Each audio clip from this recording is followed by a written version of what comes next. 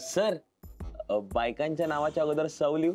तुला तुझ्या लग्नाची निमंत्रण पत्रिका लिहितो असं वाटतंय का? आपल्या पहिल्या एपिसोडच्या टेलिकास्टसाठी आपण लोकांना बोलवतोय, कळतंय ना? हो सर, पण आपल्या सिरियलचं नाव पण सौभाग्यवती आहे ना, म्हणून इन्व्हिटेशन कार्ड मध्ये पण तसंच सौ. सौ म्हणजे हळदी कुंकाला बायका जशा नटून थटून येतात तसं त्याने यावं ना?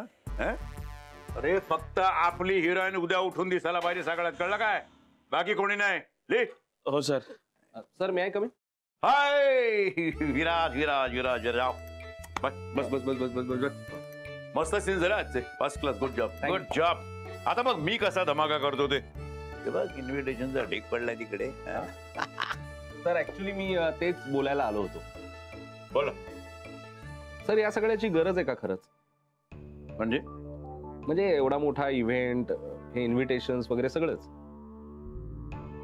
हे बघ, भंडारी प्रोडक्शन आहे माझा. प्रत्येक प्रोजेक्ट असं बँग होऊनच बाहेर येतो. हो, पण आणि काय असतं की काम केलेल्या लोकांना, टेक्निशियन्सना असं बूस्ट देण्याची सुद्धा गरज असते. हे हे हे जे काय मी करतोय ना, ते काय मला पार्ट्या देण्याची आवड आहे म्हणून मी करतो असं तुला वाटतं? म्हणून चाललंय असं वाटतं? असं नाहीये.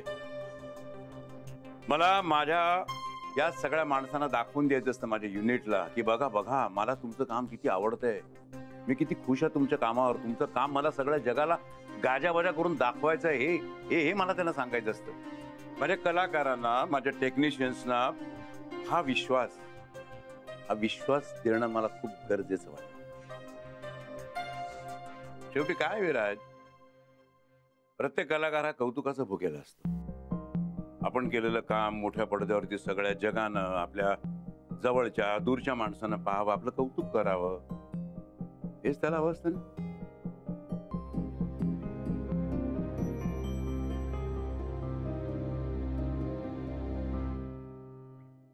या शेठ, तुमच्या सिरियलची जाहिरात चालू आहे.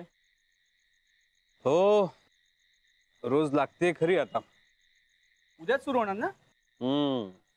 मग काय उद्या स्टार होणार तुम्ही शेठ. स्टार असला डोंबराचा स्टार. पोटात गोळा आलाय माझ्या. अरे अच्छा, अजून पोटात गोळा आहेच वाटतं. तुला कळत नाहीये सुहास. भीती वाटतेस ना मला, मी पकडला जाईल, मला कोणीतरी ओळखेल, आणि कुणी ओळखलं तर काय होईल पुढे, ची भीती वाटते. नट आहे ना मी, माझं काम दिसणार आहे उद्यापासून लोकांना. पण ते मी केलेलं काम चांगलं होणार आहे की नाही. मी जी स्त्री साकारली आहे या वैभव मालवणकरने, ती साकारलेली स्त्री लोकांना आवडेल की नाही.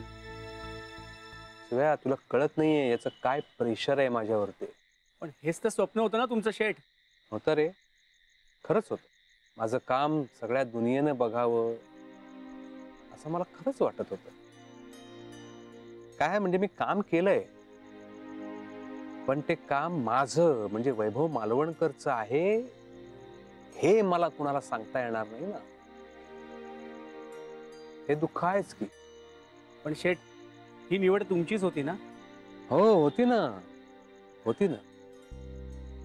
म्हणजे काय, मी थांबलो असतो कदाचित अजून काही काळ, तर मला कदाचित संधी मिळाली असती, चांगली भूमिका मिळाली असती, किंवा असेच बारीक सारीक रोल करत राहायला लागलं असतं आयुष्यभर. पण नाही थांबलो ना, उडी घेतली. उडी घेतली आणि स्वतःची ओळखच हरवून बसलो आता, आहे नाही. सुहा, काही म्हण हे स्वीकारलं मी. पण एक गोष्ट मात्र नक्की आहे, शिकायला सॉलिड मिळते, खूप अनुभवायला मिळते, आणि या अनुभवाच्या जोरावरच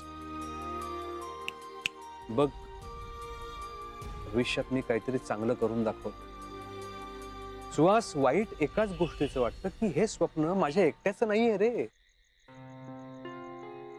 लक्ष्मीचं पण स्वप्न आहे, मी मोठा नट व्हायला पाहिजे, मला पण मोठ्या नटासारखं सगळं ग्लॅमर, सगळी प्रसिद्धी, मला लोकांनी ओळखावं असं तिलाही वाटतं.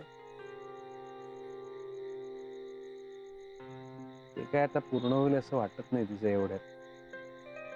आशा लावून बसली बिचारी कधी पूर्ण होईल याची.